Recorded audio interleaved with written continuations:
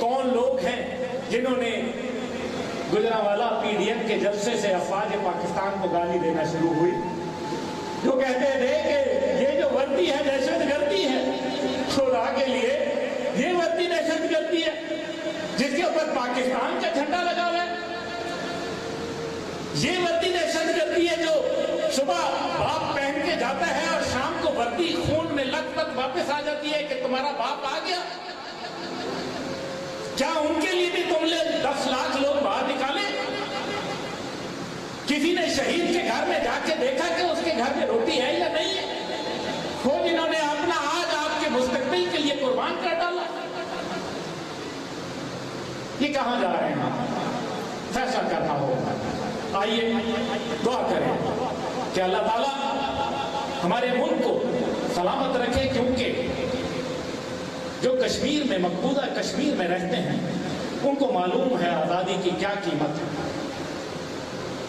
جنہوں نے افغانستان میں قربانیاں دی ان کو معلوم ہے کہ آزادی کس بھاؤ بکتی ہے۔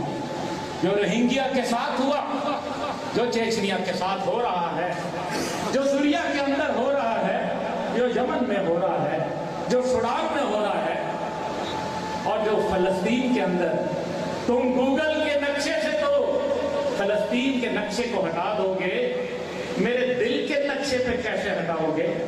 فلسطین تو ہے ہمارا، قبلہ اول تو ہم لیں گے، یہ تو ہو نہیں سکتا، یہ تو وعدہ ہے اللہ کا، وہ ہماری جگہ ہے، اس کی چابیاں بھی ہماری اسلاف کو مل گئی۔ انشاءاللہ وہ وقت قریب ہے، لیکن اس کے لیے بوریا نشین حکمرانوں کی ضرورت ہے، اس کے لیے ان لوگوں کی ضرورت ہے جو اپنے دل میں صرف اللہ کا خوف رکھتے ہیں، جو دنیاوی خوف سے جو ہے بالتر ہو جایا کرتے ہیں۔ پھر اللہ کی نصرت آتی ہے، پھر اللہ کی مدد آتی ہے۔ تو میرے بھائیوں، اپنے ملک کی عزت کریں، اس کی قدر کریں، اپنے بچوں کے مستقبل کے لیے پہرا دیں اور پاکستان کو ایک آزاد خود مختار ریاست بنائیں، اور ایک ایسی ریاست جو صحیح معنوں میں جس میں شریعت کا نفاذ ہو، جس میں اسلامی نظام عدل و انصاف ہو، اور جس میں سود کا خاتمہ ہو، کیونکہ یہ جنگ